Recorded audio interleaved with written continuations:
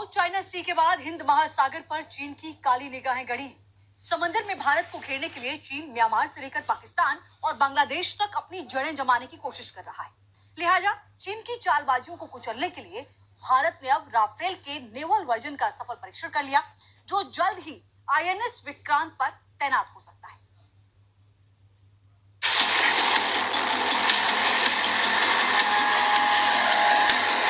Rafale के नाम से कांपने वाले चीन के लिए एक और बुरी खबर आई।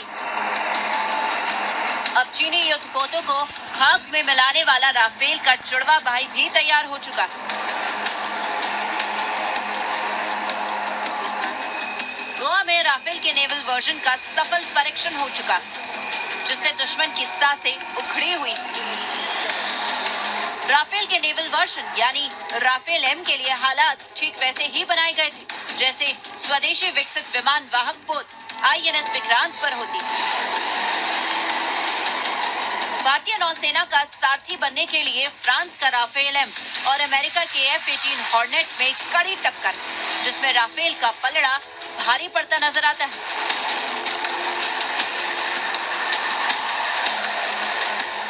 राफेल एम 1912 किलोमीटर प्रति घंटे की रफ्तार से उड़ान भरने में सक्षम है।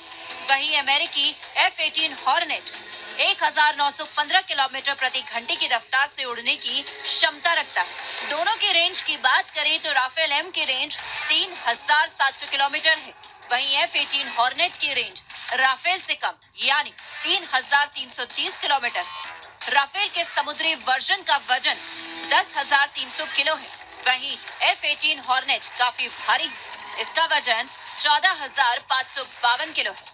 राफेल की लंबाई 15.27 मीटर है, वहीं F-18 हॉर्नेट की लंबाई 18.31 मीटर है। आंकड़ों से साफ हो गया होगा कि कौन किस पर भारी। राफेल एम की टक्कर अमेरिकी सुपर हॉर्नेट से।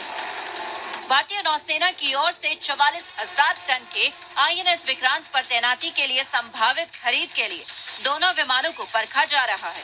भारत में फ्रांस के राजदूत इमैनुअल लेने ने कहा,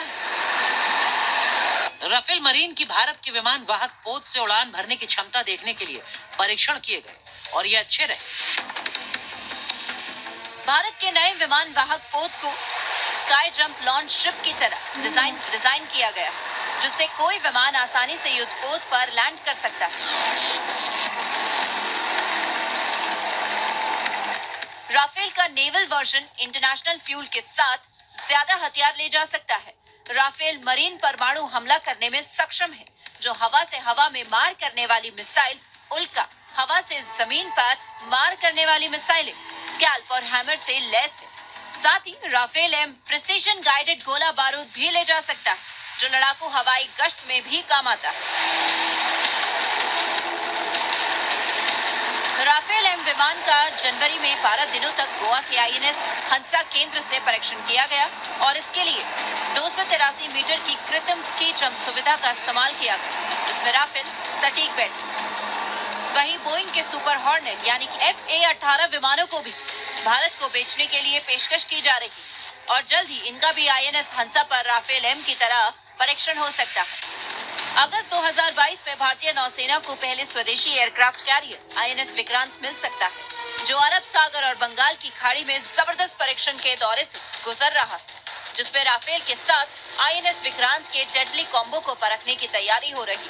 घातक हथियारों से लैस इस युद्धपोत के आते ही हिंद महासागर में भारत की ताकत में कई गुना बढ़ोतरी हो जाएगी। Team news nation.